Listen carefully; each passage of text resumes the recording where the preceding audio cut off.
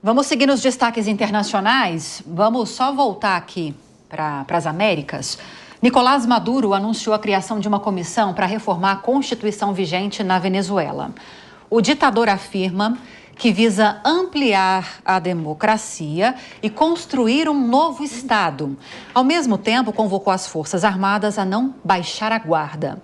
Sem dar muitos detalhes sobre as mudanças que deseja promover no texto, impulsionado por Hugo Chávez, Maduro afirmou que buscará, e aqui eu abro aspas, a construção do novo Estado, definir com clareza o perfil da sociedade que queremos do ponto de vista cultural e do ponto de vista institucional, e aqui eu fecho aspas. A reforma vai ser submetida a um referendo ainda neste ano, em data a ser definida. Posso te ouvir sobre isso, Cíntia? Eu sei que não é sua praia, não é análise jurídica, mas todo mundo está acompanhando o que está acontecendo na Venezuela. Para boa parte da comunidade internacional, quem deveria ter tomado posse é a oposição, como Edmundo Gonçalves, e segundo essa comunidade, há provas disso. E aí, Maduro vem com um discurso de estabelecer um perfil da sociedade, criar um novo Estado. O que você entende de tudo isso? O que está acontecendo? Eu entendo que é uma tentativa, ao meu ver, vã, de dizer, olha, realmente nós somos uma democracia, realmente fui eu quem ganhou a eleição e que, na verdade, agora a gente vai deixar isso no papel também colocado, mas, para mim, pura cortina de fumaça, é só para mascarar. E quando ele fala um perfil institucional, quem é a instituição? É ele.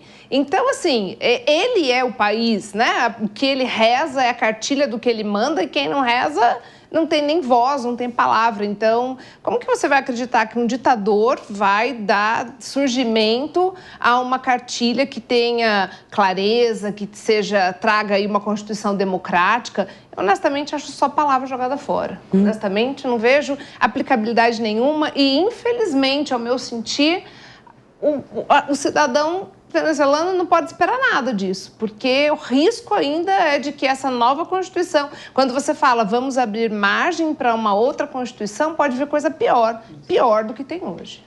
Agora, Tânia, quando ele diz defende democracia, um novo Estado, mas também coloca em termos que as Forças Armadas não podem baixar a guarda, é porque, na sua visão, ele está se sentindo ameaçado pela oposição, talvez, ou ele está ameaçando a população e a oposição? O que é mais provável? Eu acho que é a mistura das duas coisas, é bem provável. O que acontece, né? Quando qualquer político em qualquer estado, quando ele vem com essa história que ele quer mudar a Constituição, enxugar a Constituição e acabou de tomar o poder, né? Mais uma vez, até é estranho falar isso, sempre que um político fala isso, o povo tem que desconfiar, seja no exterior ou o próprio povo envolvido nesse problema, né? Então, como que ele vai resolver os problemas sociais, o isolamento internacional, os problemas econômicos da Venezuela, com uma nova Constituição, né? Realmente não encaixa, né? Pode falar, Mônica. Eu acho perigosíssimo na hora que um governo autoritário que não reconheceu o resultado das eleições diz que vai fazer uma comissão. Quem são as pessoas da comissão? Quem vai escolher? Quem vai mandar nelas? Para fazer uma nova Constituição, o que ele vai fazer é legitimar o seu próprio poder e criar condições para que ele nunca mais seja tirado de lá. E aí, o que ele vai dizer? Que quem esteve envolvido com atos políticos indevidos pode ficar preso, como a minha amiga Maria Oropesa, que está presa no helicoide há mais de 3 meses, desde a eleição, ela sumiu, não teve processo e ela está presa. Ele vai legitimar esse tipo de coisa e é muito perigoso. A hora que um ditador começa a falar em mudar a Constituição, a gente tem que ter muito medo. Eu já tenho muito medo, muita preocupação com a falta de posicionamento do Brasil em relação ao governo Maduro, com a falta de atuação que eu esperava do Brasil como interlocutor que sempre foi, para que pressionasse para que ele saísse. Mas, assim, o que a gente viu ao longo do processo eleitoral deles, desde o começo, do registro para votar, desde não deixar os estrangeiros, os venezuelanos que estão fora da Venezuela votarem, tudo aquilo ele vai legitimar, vai botar na Constituição, vai dizer que é assim que funciona. Só me permita discordar sobre a falta de posicionamento do Brasil. O Brasil enviou representante à posse. Então, Se posicionou. Então se posicionou, né? Então se posicionou. O Brasil costurou junto da Noruega o Acordo de Barbados, que foi um acordo rasgado por Maduro, colocou o Brasil numa tremenda saia justa por causa dessa eleição. O Brasil enviou o Celso Amorim para acompanhar a eleição, a despeito de toda a saia justa que o Maduro já havia colocado o presidente Lula e o Brasil, né? Enviou o Celso Amorim para acompanhar essa eleição. Aí depois o Brasil não reconhece o resultado enquanto não se apresentam as cédulas que nunca mais serão apresentadas, as cédulas da eleição, mas manda uma embaixadora para posse. Então, isso é um posicionamento. Manda não, ela estava lá, mas você tem razão. Eu tenho alguns analistas, até para você falar sobre isso, rebatê-los talvez, Ellen, que para tentar manter essa ideia, pelo menos, vocês podem discordar disso, de que o Brasil é um mediador de conflitos e de qualquer situação aqui nas Américas, principalmente, essencialmente, aqui na América do Sul, ele mandou uma representante, que é a embaixadora, lá, e ao mandar uma representante, que seria um segundo, terceiro escalão, não sei se é segundo ou terceiro escalão, mas não vai um presidente da República, não vai um vice-presidente, ele manda um recado de: nós não concordamos completamente com o que está acontecendo, mas também não discordamos completamente com o que está acontecendo. Estamos aqui caso queiram falar conosco. Tecnicamente, essa análise é correta. Tecnicamente, a análise diplomática é correta. O problema é,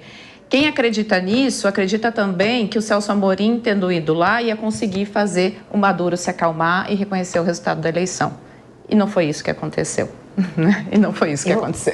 Esse foi exatamente o meu posicionamento. Eu falei disso na semana passada aqui no Linha. Eu falei exatamente isso que você está dizendo. Eu não tinha ouvido, tá? Não Eu tenho certeza que a Janja já tinha até comprado vestido para ir na posse. Certeza. Então, a não ida do próprio Lula e a não ida de um segundo, e ele apenas dizer para a embaixadora que já está lá: compareça à posse, na minha opinião, foi a justa medida. Porque, gente, se alguém pode ter alguma influência para que Maduro tenha alguma interlocução e dizer vamos negociar as condições para você sair e deixar o Edmundo assumir, esse país é o Brasil. Não tem outro país na América Latina, e muito menos Estados Unidos, que possam fazer isso. Então, eu acho que o Brasil é chave nessa pequena esperança de mudança. Eu já falei que eu sou otimista.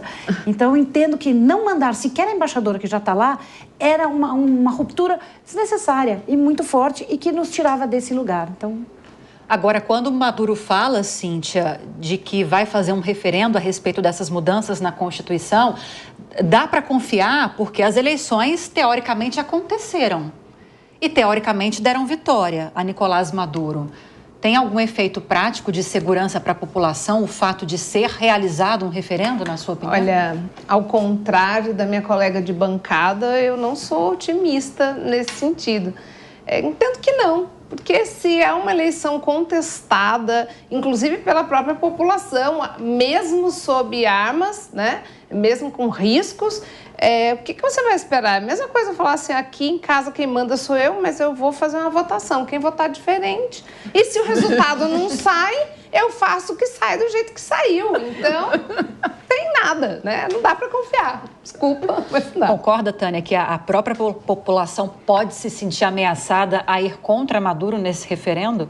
É bem complicado, né? Não é à toa que tem tantos refugiados, né? Que saem, desistiram de lutar e tudo mais e estão vindo para o Brasil e tantos outros lugares. Então, a população, né, quem consegue, quem tem a possibilidade de sair, acaba fazendo isso.